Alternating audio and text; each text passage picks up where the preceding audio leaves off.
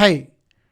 इस वीडियो में हम लर्न करेंगे मल्टीप्लिकेशन ऑफ टू फ्रैक्शंस। दो फ्रैक्शंस को मल्टीप्लाई कैसे करते हैं।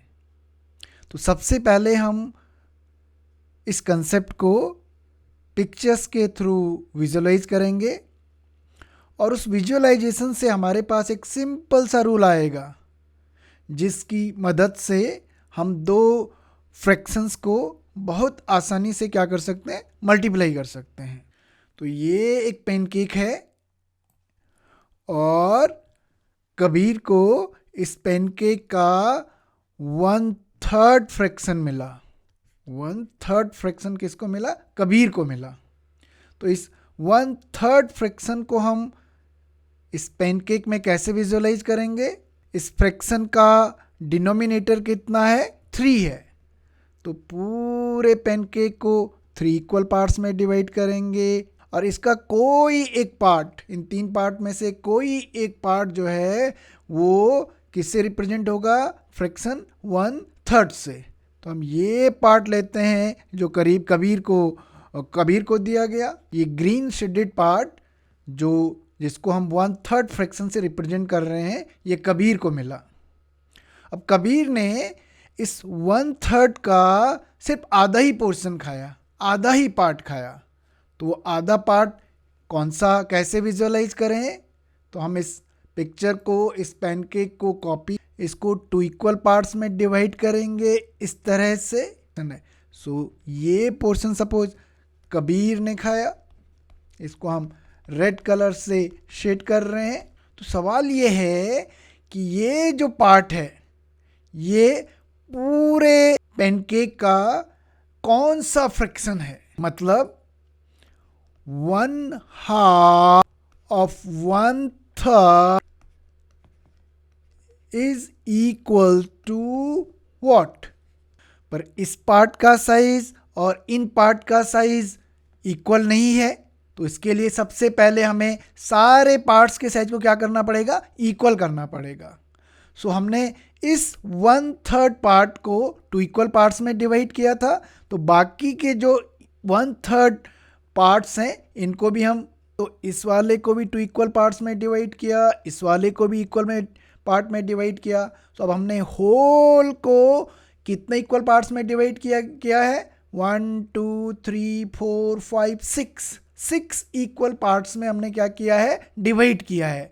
तो डिनोमिनेटर हो जाएगा 6 और इन 6 पार्ट्स में से कबीर ने कौन सा पार्ट लिया? ये वाला पार्ट, 1 पार्ट। सो ये न्यूमरेटर हो जाएगा 1। सो इसका मतलब कबीर ने होल पैनकेक का कौन सा फ्रैक्शन खाया? 1/6। अब इस 1/2 ऑफ 1/3 को हम दूसरी तरह से भी देख सकते हैं। कैसे? कि हमने 1/3 को कितने टाइम्स लिया है? 1/2 टाइम्स लिया है। टाइम्स का मतलब मल्टीप्लिकेशन। तो हम 1/2 ऑफ 1/3 को लिख सकते हैं 1/2 ऑफ को हम रिप्लेस करेंगे मल्टीप्लिकेशन साइन से, और 1/2 मल्टीप्लाइड बाय फ्रैक्शन 1/3। और हम ऑलरेडी इसको निकाल चुके हैं। कितना है ये? 1/6।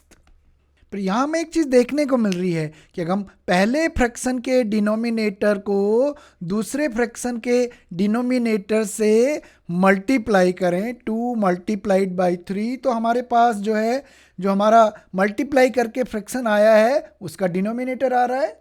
और हम दोनों फ्रैक्शंस के न्यूमरेटर्स को आपस में मल्टीप्लाई करें 1 मल्टीप्लाइड बाई 1, तो हमें जो मल्टीप्लाई करके फ्रैक्शन आया था उसका क्या आ रहा है? न्यूमरेटर आ रहा है। क्या ये हमें दो फ्रैक्शन के मल्टीप्लिकेशन के लिए कोई रूल तो नहीं दे रहा है? अब इसको समझने की कोशिश करते हैं। तो हमने शुरुआत में पूरे पैनकेक को कितने इक्वल पार्ट्स में डिवाइड किया था? 3 इक्वल पार्ट्स में। और फिर उन 3 इक्वल पार्ट्स से हमने 2 पार्ट्स यहाँ से लिए, 2 पार्ट्स यहाँ से लिए, 2 पार्ट्स यहाँ से लिए। 2 पार्ट्स कितने टाइम्स? 3 टाइम्स। तो ये 2 मल्टीप्लाइड बाई 3 आ गया है, जो कि हमें वो दे रहा है जितने टोटल नंबर ऑफ पार्ट्स में हमने होल को क्या किया, डिवाइड किया है। और न्यूमरेटर के लिए हमने ये जो पार्ट है जो कबीर को मिला था, ओके, ये वन पार्ट, इस वन पार्ट में वन में कितने टाइम्स लिए, 1 टाइम्स, तो ये 1 मल्टीप्लाइड बाई 1 आ रहा है जो हमें न्यूमरेटर दे रहा है। इसका मतलब हम बिना पिक्चर की मदद के भी एक सिंपल रूल से दो फ्रैक्शन को मल्टीप्लाई कर सकते हैं। कैसे?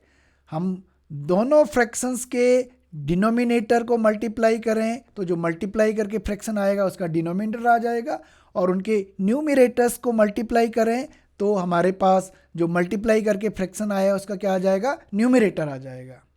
तो हम एक एग्जांपल लेते हैं। हमें फ्रैक्शन दिया गया है, एक फ्रैक्शन है 2/3 और दूसरा फ्रैक्शन है 3/4, और हमें इन दोनों फ्रैक्शन को क्या करना है, मल्टीप्लाई करना है।